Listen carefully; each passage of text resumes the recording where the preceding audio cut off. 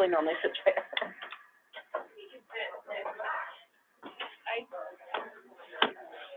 Am I in my assigned seat, Michael? Is that permission? Am I supposed to? Oh, okay, I was gonna say, if we do, I need to move. Where you want to.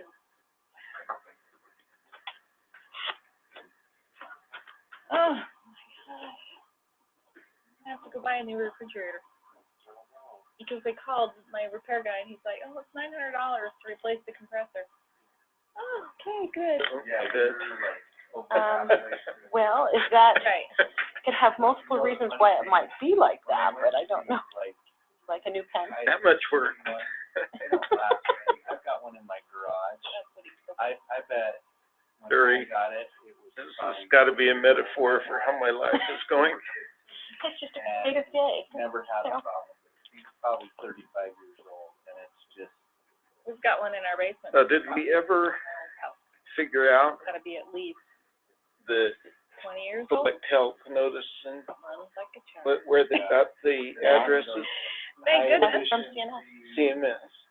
Did They Select changed it actually this year. send out the letter? Yeah. I don't know that. He We told me, put you it on guys, to stay away from Okay. those Samsung. But we did reach all out to those CMS to say how, back fridges. He said, just stay away from what was the process. My understanding. Your money. Take place in But, under 16. No, they changed it. Okay. finishing up with the tip coat. No, he told that me. time of year. He just said there. I'm right at the tail end of it, but. So do we have anyone on the call? Yeah, any of those. Any of those are fine. Stay away from those.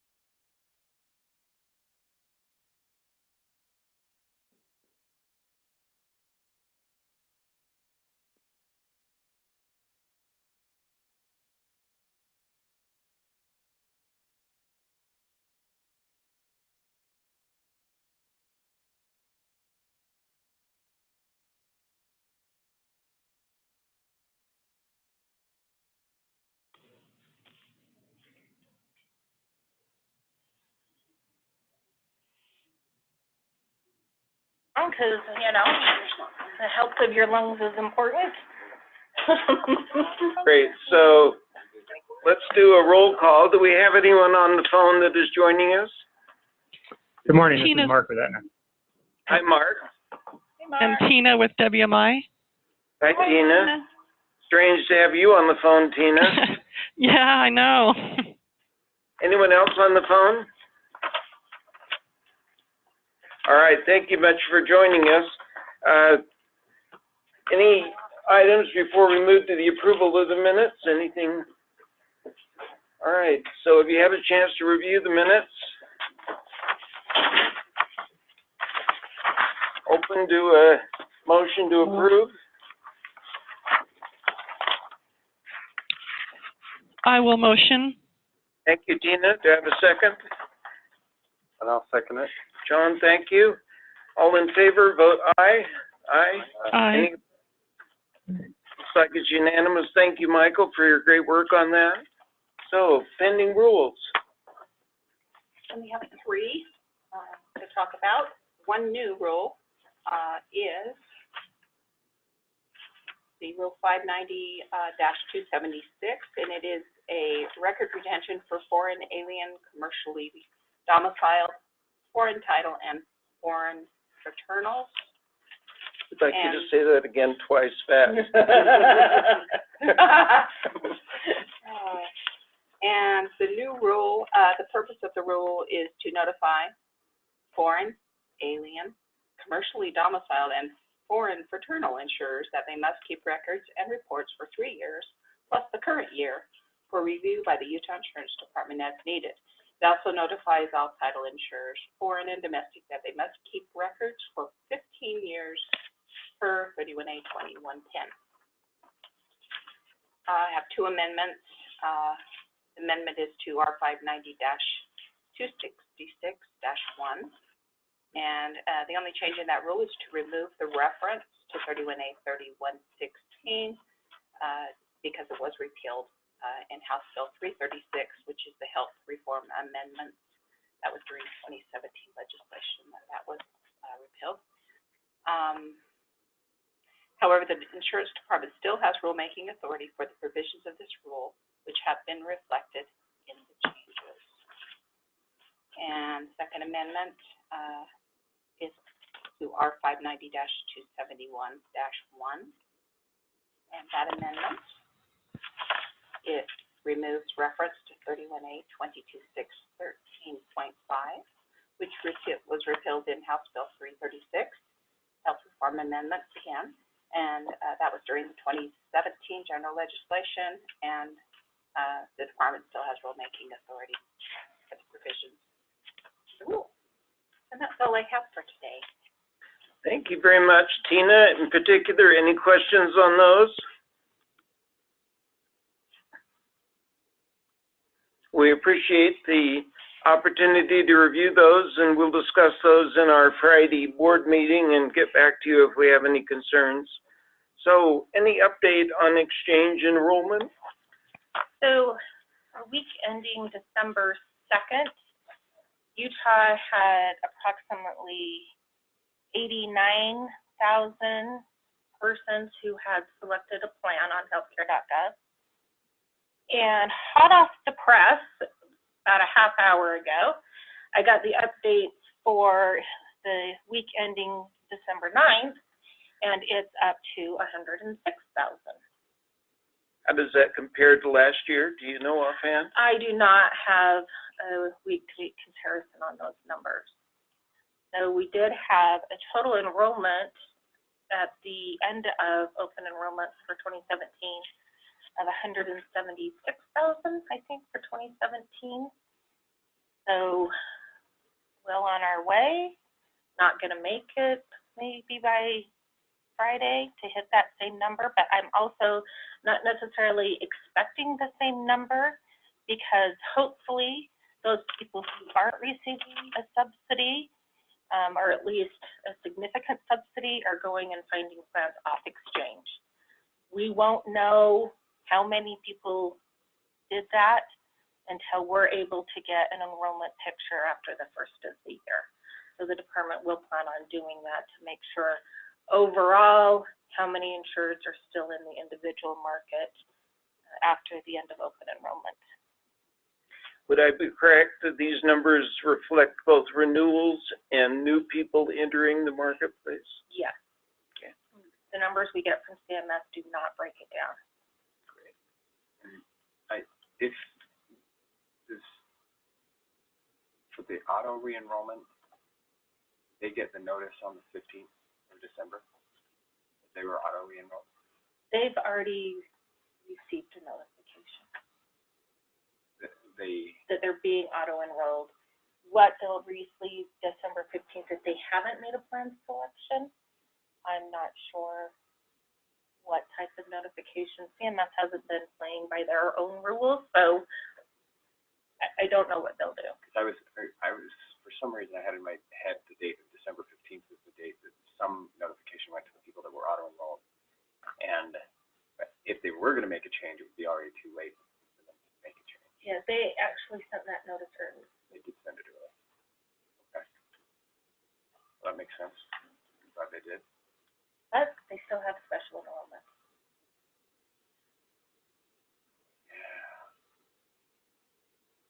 Okay. Any follow-up questions? We appreciate that report. Certainly been a interesting political year with last night's Alabama election. It could certainly have an impact on health insurance and whether or not federally there'll be changes. So, as usual, we tightened up our seatbelt and we hold on. I was watching that, wondering and looking at the numbers, and here we go again, right? Great. Any comments from the insurance department on the health of the individual health insurance market beyond the enrollment numbers that you could share with us? Well, Dr. Holly, who prepares our annual accident and health report, is in the finishing stages of the 2016 data that will hopefully be out by the end of the year. Each year since 2014, the market has had slight improvement, and for 2016, that happened again. While in the individual market, our insurers are still losing money consistently.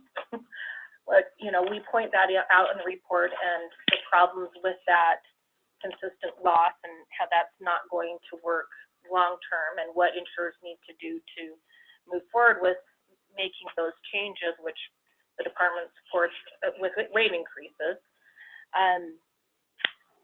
At least it's good news that the losses are shrinking. You know, the individual market doesn't ever seem to have any great. I do know that there is a lot of chatter with the legislature on looking at a 1332 waiver, but the federal government's comments on funding for those waivers has definitely been a little yo-yo effect. And the most recent one I heard is that that funding would only be available now for 2 years.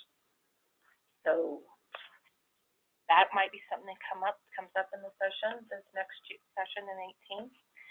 Pay attention, watch for it. I don't have any information on any specifics of the language that might be there. I just know that there is discussion out there on how it might work well for the Utah market. Great. Angie, follow up on that. Does the department have a position on any bill drafts that are out related to the waiver or in general on the topic? So, not at this time. We haven't seen a bill draft. You know, and I think I've said before, and the commissioner has also, that you know, we're supportive if we can find something that works well for Utah's market. But there's also a lot of pitfalls that can happen with the 1332 waivers. The biggest challenge, I think, being is what's the cost to the state? And what guarantees come from the federal government with those waivers?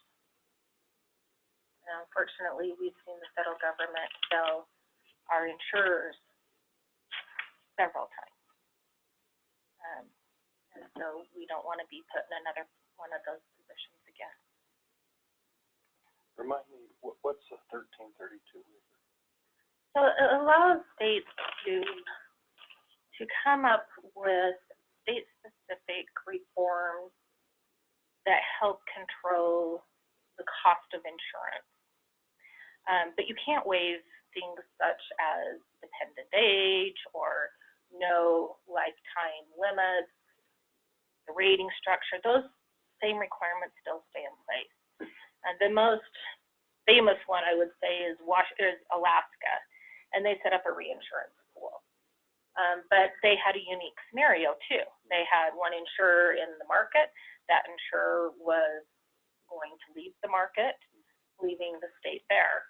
And so they came up with this reinsurance pool. It also came along with a significant amount of state funding that I don't necessarily see our legislature committing to. So $55 million a year. But they also had no insurers to be offering coverage. So Idaho is coming up with a 13th waiver, and theirs is being tied in with their Medicaid program. I don't have enough information. I can't really speak well to their waiver, but I am interested to see when it comes out what it looks like, because it does seem very innovative and unique to what other states have done. But the most common that have been proposed is a reinsurance pool. It's a waiver from the federal requirements under the ASA. There's Or is it some of them? It's not necessarily they use the term waiver, but it's not necessarily a waiver from a particular requirement. But what they're doing is, if the state can show that there's cost savings by instituting such as a reinsurance program, the money that they are able to save the federal government in reduced premiums, the federal government promises to push that money back to the state.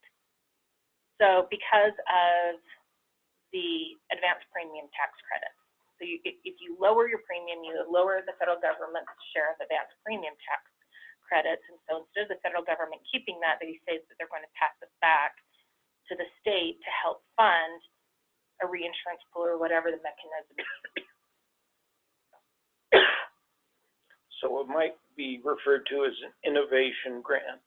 We think we know a better way to do it, save everybody money, rather than saying, please waive this particular requirement. Would that be fair? I think that's a great description. Additional questions? So I know that there was a lot of media coverage over premiums going up and people being assigned to a particular plan theoretically.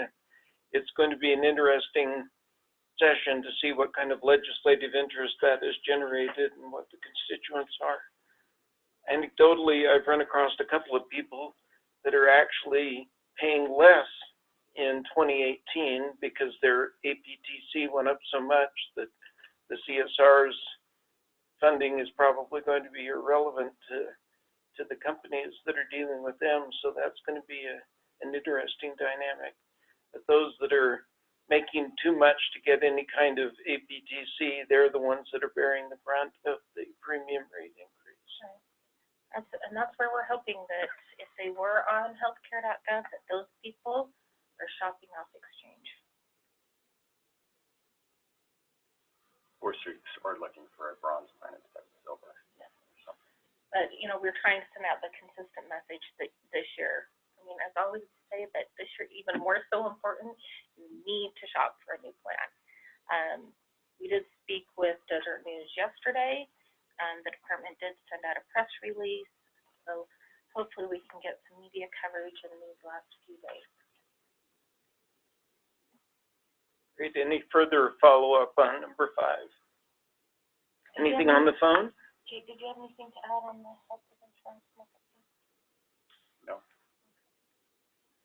Great. So number 6, there was a question raised about the essential health benefit and it missing from the 2017 insurance recodification bill. Is this a concern that you were already aware of, or I'm not sure who in our membership brought up the issue, but Yeah, so when the EHB language, or I should say, when we move the HMO and the PPO type provisions into the managed care chapter, chapter 45, the essential health benefit section got refilled. And I don't think that was intentional on anyone's part. And so the department has actually put in our 2018 cleanup bill, we've reinstated that provision, updated a little bit because of the time that has elapsed to account that we've already updated the EHB plan. And so you'll see that in our cleanup bill. I think the commissioner made mention of that when he discussed the legislation. I think he said that it was unintentionally removed and they were just going to put it in again. Right. So We didn't want it to, I know the legislature, it's very important for them to feel that they have the ability to direct the commissioner on what our essential health benefit package is, which is different than what's in the Affordable Care Act, which directs the commissioner himself to make that election. And so, we felt strongly we needed to reinstate what the legislature's original intention was, and what that was incorporating their direction to the commissioner of what your essential health benefit package is. there is, I don't know how we missed that in the 1,200-page. I just don't know how we missed that. I assigned Kelly to review that. It's his fault. It is my fault. Well, I'm glad to hear that because I was really feeling like it was my fault. We distributed that among all our companies, and I thought, how did we miss the essential health benefit plan? And I'm sure, and the commissioner was saying the same thing, but. Yeah. Just to see if anybody would our catch fingers. it, really. It was just, wondering if we took this out, what would happen? Yeah, it was just a little one-line Oh, I retail. see. No, I'm sorry. Are you guys awake? It's Heidi's fault. Get away with? Let's do this little tricky thing. Yeah, and all those refills, it just went through the laundry list and didn't catch it. When you don't see the actual language in a strikeout scenario, I think that's how it happened. That's how it happened. Yeah, I'm sure. We're still using the same benchmark select health plan, I assume. It's not a select health plan, but we are using the same PHP benchmark plan. PEHP, pardon. I'm out of date as So, usual. Yeah, we So are. you're not proposing any addition or deletions of essential health benefits? No, it really Just does. going to reinstate the language? Yeah, we had to tweak it a little bit based on language that the drafting attorney felt comfortable with, and still trying to keep the intent of the language. It was an interesting way to try and rewrite what was in there, because it's something that happened in the past, but we don't want to state what it is because we still want to give the legislature that opportunity to direct as it changes in the future. So take a look at the language, but it should not have changed anything that we do today. So what would happen in the interim? I'm curious. The company did provide essential benefits during this period of time that's in the window. So we still have some general rulemaking authority in Chapter 2. And so, such as that, one of the rules that was being revised that Nancy went over was the essential health benefit rule. For rule purposes, I had to remove the reference to the repealed section because it no longer existed, but we had two sections in there. One was our general ACA authority that we can enact a rule after we report to the legislature, which we had already done. So I left that section in. We still have the authority of that rule. I don't think that there can be any games to be played during this interim period, but we wanted to make sure there was solid direction in the law for the rule. Good point on the rule. With the language on the essential health benefits, is it anticipated that there will be any changes if the 2019 notice of payment and benefit parameters goes through. So the chairs of the Health Reform Task Force are very aware of that, and at least at this point, they have not made any comments that they intend to change that selection.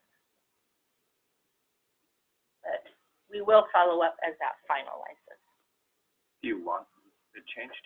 Just if someone asks down the road what potential status could be in Utah, that will finalize.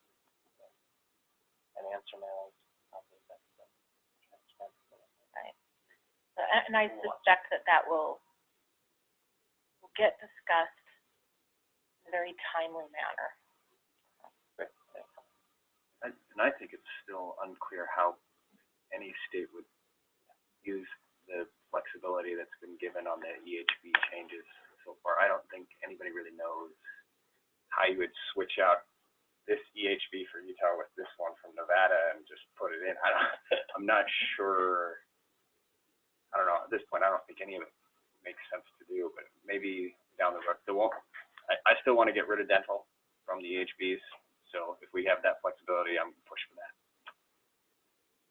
You can put that on the record. Well, and comments have been submitted for that. Yeah. But so far, we'll see what they do. But so far, like Kelly, you mentioned that have we? Michael got it. And there was a disclaimer before that. Did you want to recap that? Oh yeah, I could put the disclaimer. This is Jake's opinion and not the opinion of the department or of the commissioner. Jake already has no. That's right. My brother's a dentist, so was my grandpa and my uncles. I'm covered. So now you're declaring a conflict of interest in the. We've got that on record. I do have that on record. But you can't willy-nilly go in right now. Like you mentioned, are we going to do anything with the EHB benefits to remove or include somebody? You can't. I don't think you can just take out an EHB benefit at this point. You still have to cover all 10 EHB benefits. Right. So to me, so far, it's just easier to stick with what we've got. I do like the idea of being able to match. So the PEHP plan that we're doing is the 2013 PEHP plan before some of the EHB benefits were included in it. So it's so we're already modifying it a little bit. It'd be nice to maybe use a plan that's already EHB up to date, but we haven't. I don't think. I think the greatest change you'd see is probably moving to PEHP's plan year 17 plan, which is dated 16. Okay, thank you very much. So let's turn to Guarantee Association Work Group, and we have hot news from NEIC. So let's cover that first, and then we'll come back to our local discussions. Well, I don't know how hot of news it is. I was asked recently to present the work of the NEIC's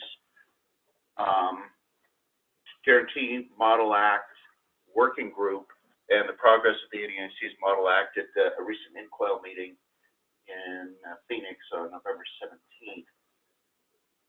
I was part of a really exciting panel. There was somebody there from AHIP, and then I followed two actuaries that explained what went wrong with long-term care. I actually started out my piece of this presentation, which I'll go through very quickly, by telling a quick actuary joke. So there's an actuary, a company marketing person, and a company attorney driving down the highway in a town, in a foreign town, to an appointment. Let's say at the insurance department. The company marketing professional had their foot on the gas pedal. Company attorney had her foot on the brake, and the actuary was looking out the rear window giving directions. So I'm not going to bore you with what the State Guarantee Association is. Again, this presentation was more geared to a legislative audience. But as we all know, there are two guarantee associations in the state of Utah, one for the property and casualty insurers and one for the life and health insurers. In Utah, the HMOs are not members of the Health and Life Guarantee Association. There are a handful of states in which they are members, Wyoming and Idaho. Our neighbors have HMOs in their guarantee associations. As the working group, as we went through our work, which took a long time, a lot of meetings, we did hear from Wyoming, who had an insolvency of an HMO, and they said that their system worked just fine. So the assessments are applied. I'm sorry, Brett, Colorado, I think Colorado includes HMOs in their guarantee. Mark may know. Colorado does not include HMOs. Yeah, I didn't think they did. It's because this model really, the genesis of it was the potential collapse of the Colorado Guarantee Association, because their guarantee association was looking at not only the collapse of their co-op, which I believe was a member, but then the Penn Treaty assessment that we're all dealing with right now.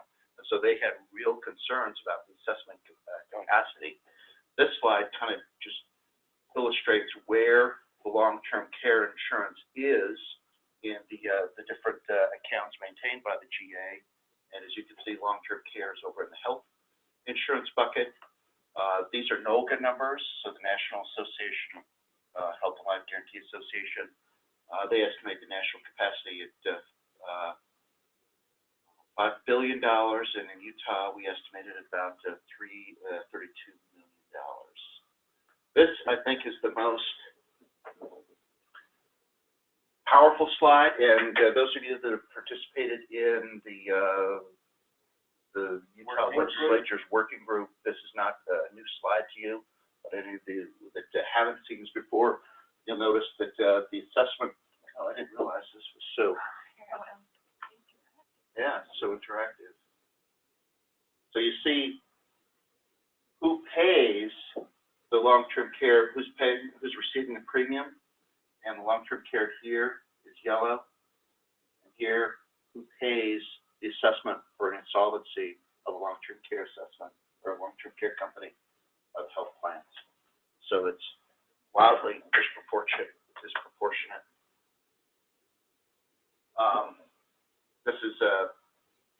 These are numbers that are slightly different based on Utah-specific numbers as opposed to national numbers, which is what the previous slide was.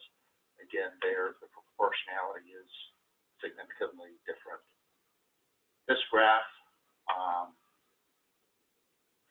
shows that 76% of Utah premiums are excluded from long-term care assessments.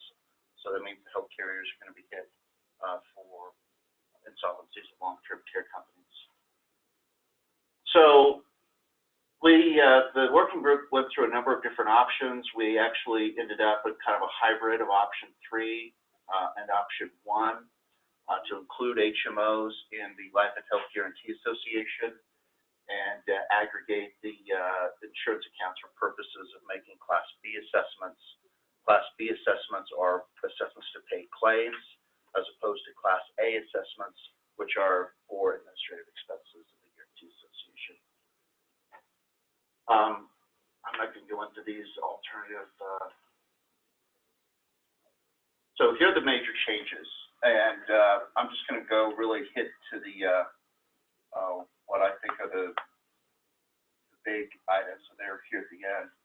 So we remove a $300 cap on Class A assessments so that there can be, if they need more, I guess, money for administrative expenses, that they have that capability. This is the big one.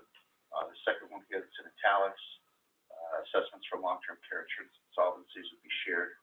The life account using a 50-50 split. So 50% of the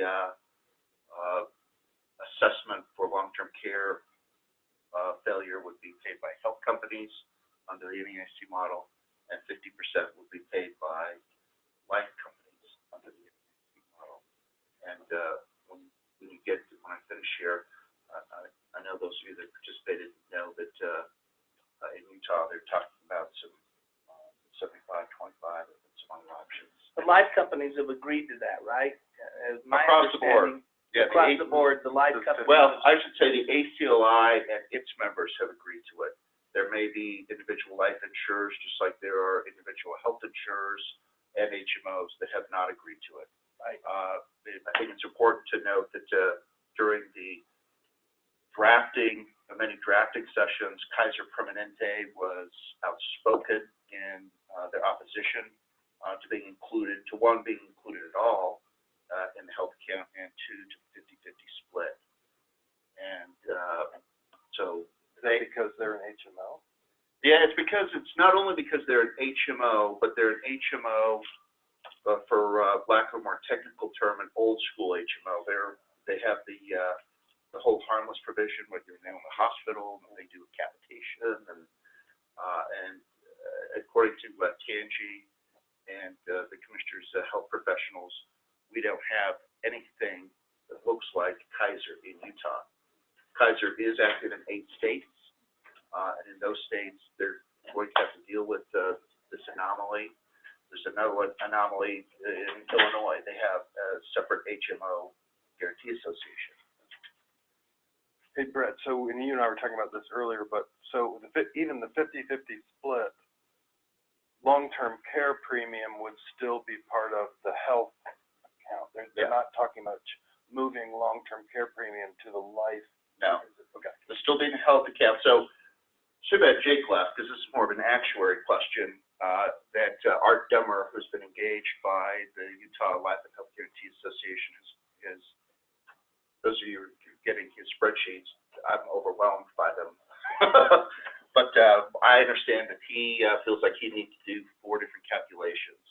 The health insurers portion of the life account, the life insurers portion of the health account, the life insurers portion of the long-term care assessment, and health insurers portion of long-term care assessment to arrive at an assessment on an individual company basis. Many did them with the different splits. Yeah, when I at one point I was trying to read those emails and open those attachments as they came in, and I gave up, having faith that Art would explain in that meeting. So some of these steps, I'm pleased to report, are already done. So the model was exposed for 30 days by the Receivership Model Law Working Group. That ended at the end of October. Comments were due by the end of November. We had a joint call with our parent Receivership Insurance Task Force on November 29th. The model law passed unanimously. We really didn't have much opposition there, other than Kaiser's kind of normal mantra. Because based on that adoption, it moved to the NEIC's E Committee. So at the national meeting last week, the E Committee met. They heard this model law. Again, Kaiser Permanente spoke out against it, but many different representatives and company groups spoke in favor of it at the E Committee, and it passed unanimously out of the E Committee. The chair of the E Committee is the NEIC's president-elect, the superintendent of Maine, and he indicated that he would get leadership to convene a special NEIC plenary phone call in order to finally approve the model. That's not expected to happen until at least next year, first of next year. So that's where it's at. Now for all the Utah wrinkles. So as you correctly said, Brett, there was a lack of consensus over the 50-50 versus some other split at the last meeting. Is that accurate? Correct. There was consensus that HMOs needed to go into a guarantee, but the split was still in dispute. Is that accurate? Right. And it's just a political, I think, Representative Dunnigan, you have the policy, and then you have the political implications of the policy. And of course, it's no secret in this room that there's the 800-pound gorilla is Intermountain Healthcare, and they're not in the Guaranteed Association. And they're saying, if we're coming into the Guarantee Association, we want the proportion of our liability to be more reflective of the cost, that first sheet that you said, which is closer to 75%. So they're saying if we come in, we want it to be 75, 25, and then you've got Regents that said we're closer aligned with that than we are the 50-50.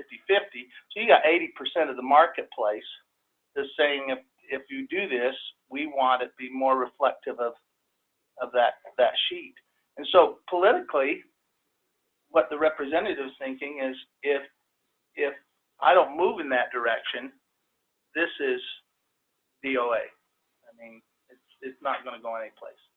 And so that's where he's leaning. And because I would politically, having been involved in the legislature a little bit, politically, I would say that your two strongest lobbyists in this area are Intermountain and Regents. So I think he's acquiescing to the fact that if he wants, if consumers are going to be benefited by an HMO, which everybody is in agreement to at the table, the work group is all saying they ought to be benefited, then he's saying if I'm going to move in that direction, this is the only way that I can move in that direction, and we'll let the games play out at the legislature and see where we end up.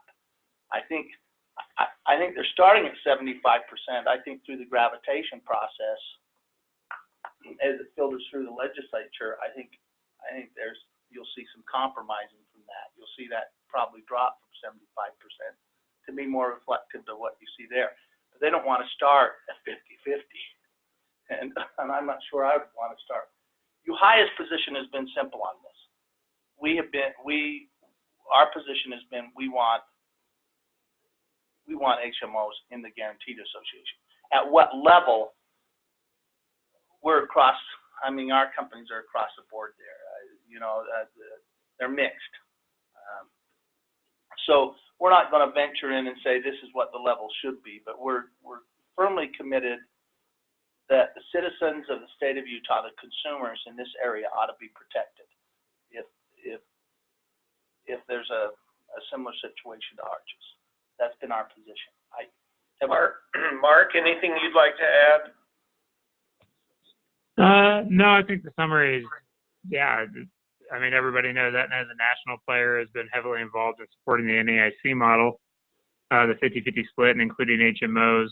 I am curious, I just don't know the political landscape well enough to know how life insurers react should Representative Dunnigan move in the direction of a 75-25.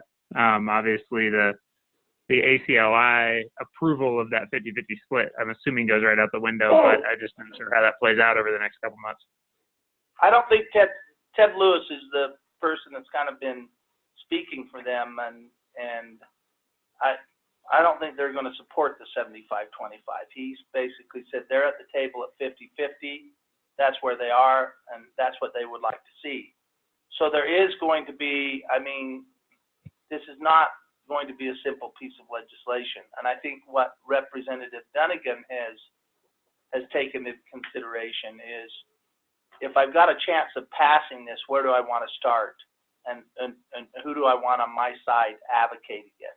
And I think that's what he's decided. I think he's made again, he has not shared this with me. This is, to do Jake's disclaimer, this is Kelly in his background, but I think his political background, but I think Representative Dunnigan has come to, if I'm going to go into the legislature battling this, do I want Intermountain and Regents advocating it, or do I want them opposing it versus the life agents? And I think he said, I want the health component on my side, and I'll take my chances with the life.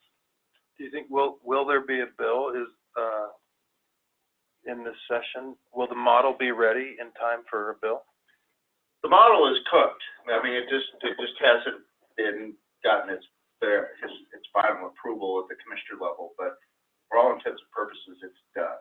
And so that was something that was important to Utah as a member of that working group. And every time that looked like the drafting group was going to slow down, we were the ones pounding our fists saying, okay, what do we need to do to get this done? Because it looks like it's moving to Utah. We would rather have a model to work off than to do our own thing and then maybe have to come back and change it.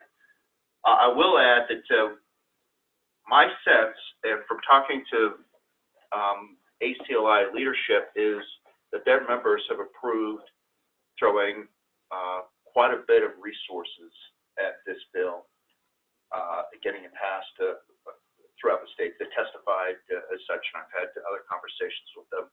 I think you'll see them come in and hire other lobbyists because Ted Lewis is a kind of a tenuous position as the ACLI spokesperson, lobbyist, and the guarantees, the person that runs the Guarantee Association. So I think if the ACLI is smart and wants a louder voice, they will reach out and have something that doesn't have that, those ethic, well, not, Ted has been very ethical, but someone would have a louder voice. Right. So. Because I don't think the ACLI will agree to it, the split. Yeah. This bill could aptly be named full employment for lobbyists. There's several in this upcoming session. I mean, one of the problems with 75-25 split is you'd have, I mean, Utah may be an outlier. If the model is 50-50, then, you know, many, in fact, could it become an accreditation standard? The accreditation standard with regard to the Guarantee Association Model Acts is that the states need to have the Guarantee Association that needs to have the framework that the model has. So going to a different split would still would not affect accreditation. But I mean, that's, you know, you'd have a patch, if other states do it, you'd have a patchwork all over the place. And that was brought up before the working group, and Representative Dunnigan heard that. I mean, Aetna, Cigna, United were pretty clear that they support the model. They were pretty clear. I think Regents and Intermountain pretty clear that they want a 75-25, and then the rest of our companies are mixed where they want to be on this. So. And our life companies really weren't represented. No, they weren't. And so but Ted said in that meeting that the life companies had come to the agreement, come to the table at 50-50. And I'm pretty sure that life companies will support the model too. So I'm not predicting what's going to happen over there. I just don't think it's going to hold. The legislation is not going to hold where Representative Dunnigan is presenting it. I don't think it's going to hold at 75%. I think through the negotiation process, that's going to drop someplace between 50 and 75%. I have no crystal ball to know where that is. It may gravitate right to 50%. So I don't know. We have not seen a draft, have we, from Dunnigan? But you're predicting that it'll come out at 75-25 or something like that? Those that are in the room, I think he was pretty clear what he was going to do. I mean, if you were in that room, I think he was pretty clear that he was going to go 75-25. I think it was really clear he was going to run a bill to answer John's question. Right. Exactly how it would come up, I think, is subject to intense negotiations. So I'd be surprised if we see this bill before mid-February. It's not the kind of bill that he would probably release right now and invite everyone to start taking pot shots at it. Yeah. You know, one of the concerns that the department has with the 75-25 split is the potential for arbitrage. You know, if you've got a company that today is a health company and sees that, you know, they can save a lot of money by converting to an HMO because of the difference in split, that's a possibility as well. That's not something that came up in that, Brett. That's interesting. They would. I guess they'd still be held. They'd still be held. And that's more for whether they're in or out with the HMOs. There are a number of different issues: the consistency across the states, the potential for retaliation. I don't know what, you know. We have that today with premium tax. Seemed like Select said if it was a 50-50, they would fight. Right. That's what they did say that. It would fight the inclusion? Yeah, of HMOs in the I thought they wanted to be in. Well, they're Not willing at to be in. 50-50, I not think. at 50-50. Yeah, not at That'd be 50-50. okay. Let's do 50-50 and exclude HMOs. So I think the message to UID is that Uhia is not likely to be a major lobbying force, given the fact that, given our members' varying positions, we are likely to be somewhat neutral. As Uhia. This is Sunshine. AHIP is in the same boat. We're not neutral. We just are not in a place to take a position. Thank you, Sunshine. Always good to hear from you. For the lack of sunshine here in Utah, we need you to come back. I mean, one of the problems I see as well is that historically, long-term care has always been fallen under health insurance.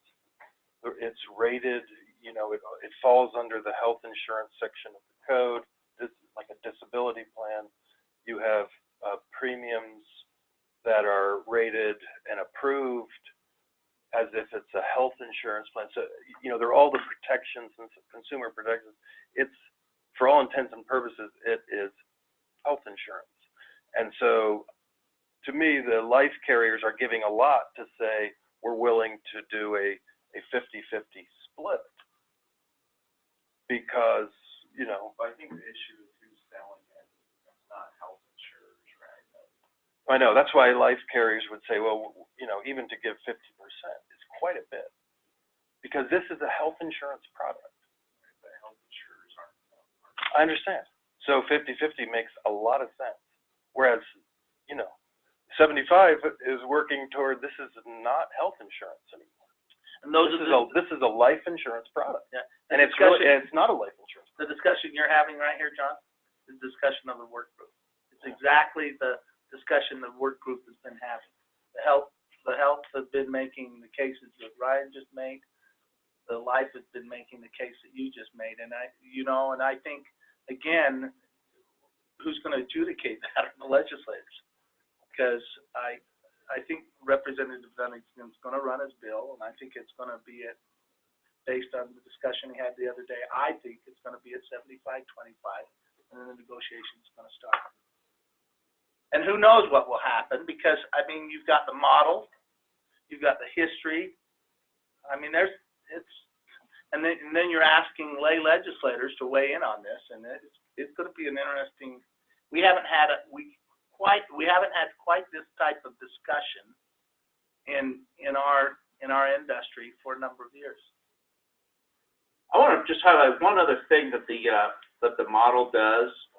This is something that Colorado was really important to Colorado and was included in their kind of draft. Is the second? Whoops, wrong slide. There is a drafting note that describes a pre-funding concept where policyholders are assessed, $1 or whatever it is, and then that money goes into a fund to pay for future long-term care insolvencies.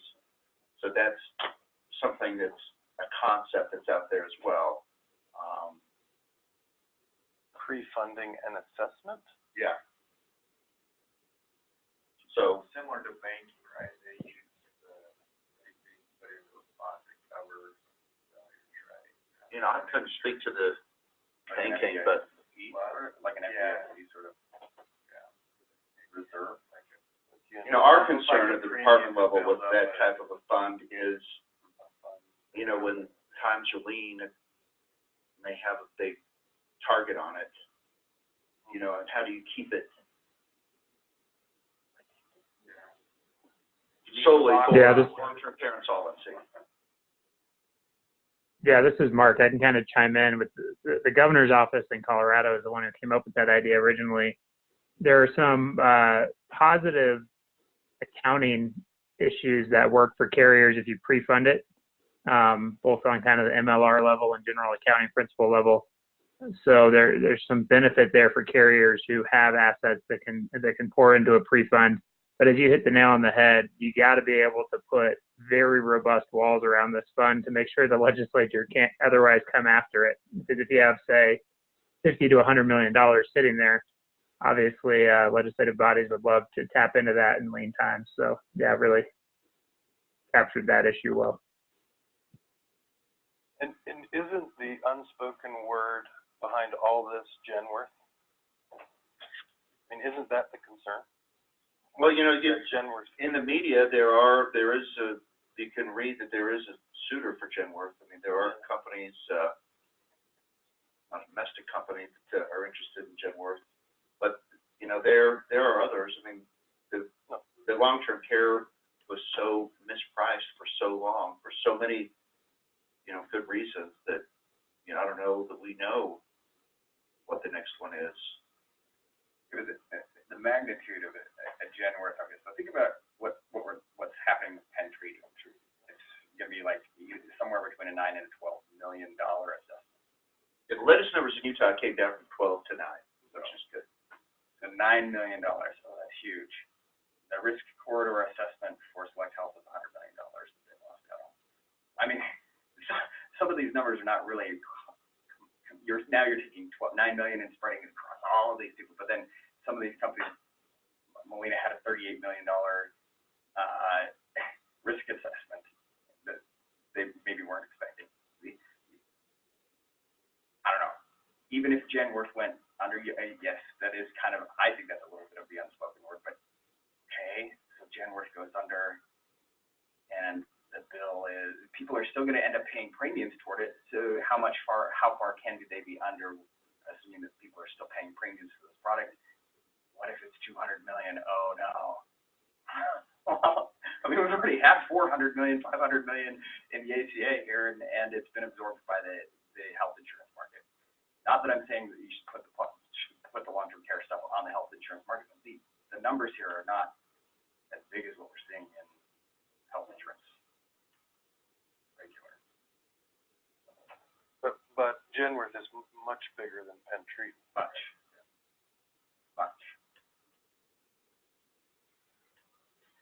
Brett, excellent discussion. Thank you very much for getting this started.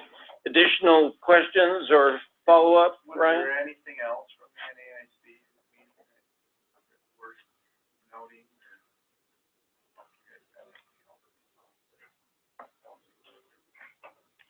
The B committee completed its work on the pharmacy insurer acting as a pharmacy benefit manager.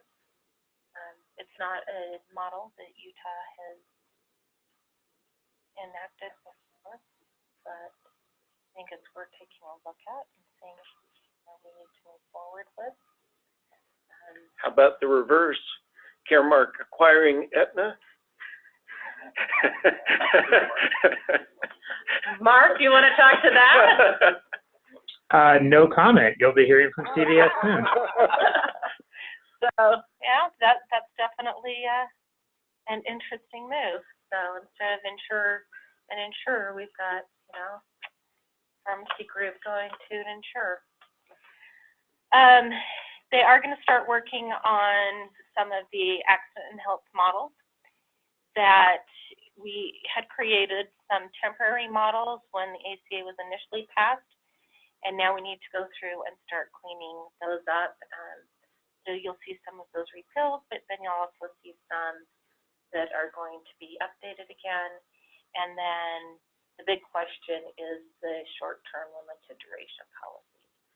Not to be confused with the short-term, long-term care policies. So that's being worked on also. But for the short-term limited duration health insurance policies,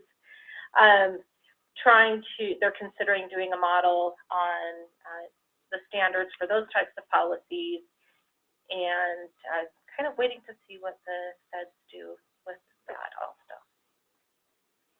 When you say the short, long-term care, those are the limited benefit. Form 792. Right, and our form, we have a 690. So it's in like a nursing home policy, but it's not long-term care. It's a short-term, long-term care policy. Is that what they're calling it though? Yes. Well, no, they're officially gonna call it short-term care. Oh, short-term care. But the subgroup is short-term, long-term care.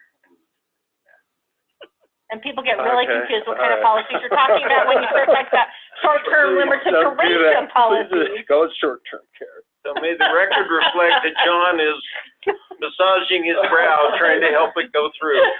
No, I just want, let's call it short-term care. So they are still working on short-term care policies. Mark, did you have a comment? No, just on the short-term limited duration, the mini med plan. I know we're probably also waiting for the federal rule to come down.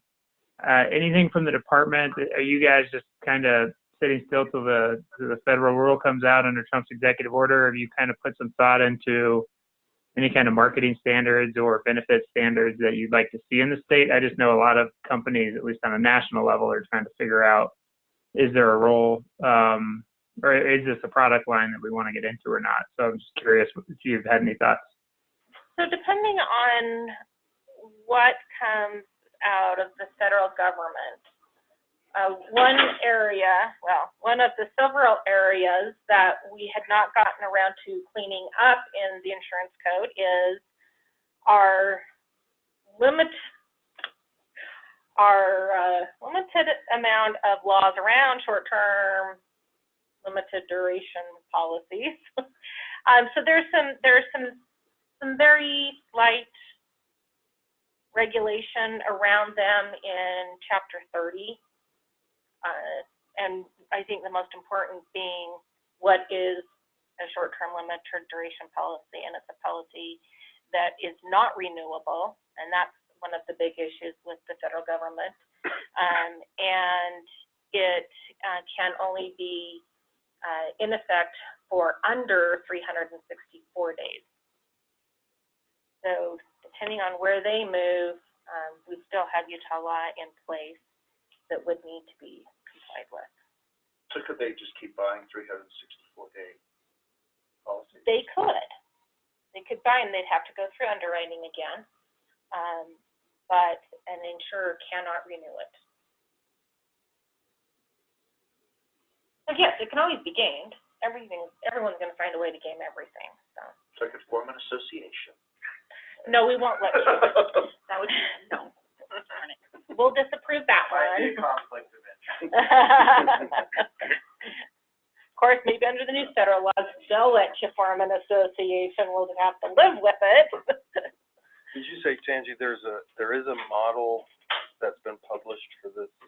No, they're going to start working on one. And, there's a lot of disagreement amongst the states on what those types of plans should look like. I do know that Denigan has an idea of what he feels like it should look like.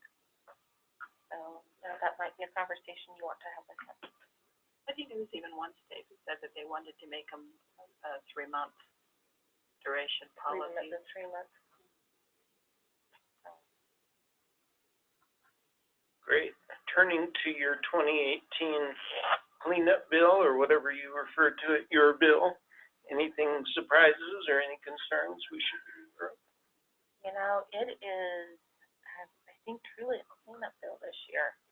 I don't have any big surprises, at least coming out from life or health insurance. Brett, do you have anything in there? Yeah, most of the bill there's some minor changes to the definition section, so, that's 60 pages right Half there. the bill. And then just minor tweaks from Nancy and her team with just like a word change here and there. It truly is cleanup items. It's really boring. Brett, are you gonna do your synopsis of it again? Yeah, I usually do that a little closer to when the session starts, but yeah, maybe I should do it right now because it'd be so easy. The bill's on our website. Yeah, the bill's out. It passed out as business and labor interim. And I'd be happy to send you kind of the high-level talking points about the bill if that'd be helpful. Very helpful. At this point. If you could send that over to Michael, we'll distribute that. Very helpful. That synopsis is It's informal. very, but it's what Dunnigan, I assumed, was using when he discussed it.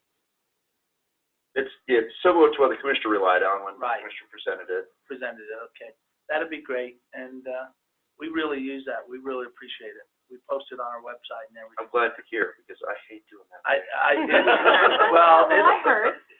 it's Painful but valuable. Well, it's one of those things you just gotta focus on, and it's hard to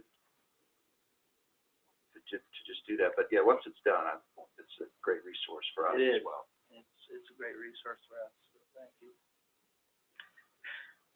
So we had our education conference a week or so ago. We talked about the high cost of prescription drugs, and Representative Thurston presented by video since he was out of state unexpectedly and talked about his importation bill. Is the department likely to take a position? Are you familiar with the general concept of that bill? So I've been participating with that work group. I don't see that we would necessarily support it. I think we'll remain neutral on it. But we are following and aware of the activity and participating in those discussions. So when Kelly mentioned the full employment for lobbyists, this bill is another one that will fit that category. Pharma is very active, we understand. Arma's gonna love that one. Any other follow-up from our education conference, Kelly, that you'd like to make? No, I just think it was a well-attended conference, and Sunshine presented and did an excellent job, just an excellent job.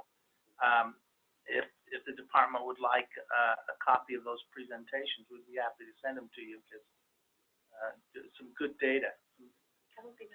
In both presentations are some good data, but Sunshine's PowerPoint especially, I think, really gave a nice overview of the challenges that are being faced in this area, and it was well received by those who participated. So I would love to get a copy of this, so thank you.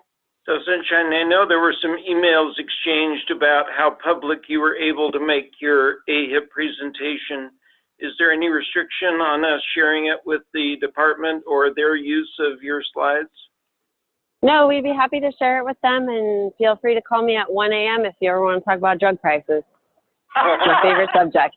So I think what Sunshine is saying is she is very invested, and if you start out drug prices, she could care less when you call. She's wide awake. I'm in. Is that a fair characterization, Sunshine? Yeah, and actually, Jacob Sundberg's data was super helpful. Prescription drug trend in the individual market in Utah is 20% increase from last year. So, huge numbers. So thank you. I certainly echo Kelly's comments. We really appreciate your support of the conference, Sunshine. So other items from the department that you wanted to cover today? I don't think we have any. Seeing none. Any from anyone on the phone? Any from any here at the room? I think it's time then for a motion to adjourn. Wait, we have to date. Okay, Michael, I'm too far away, so she couldn't kick me. Sorry. Normally it would have been on the, what day is that? Wait, I gotta get in the right calendar.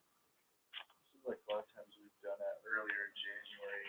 Right, it'd be the Wednesday, the week that the legislature starts. And so typically we've pushed it back a week or two into the early part of January. So y'all choose. So you're proposing earlier in January than the third week? Typically we've done that, because once the session starts. the fourth week, we could do it the third week. The legislature starts on the 22nd. Right.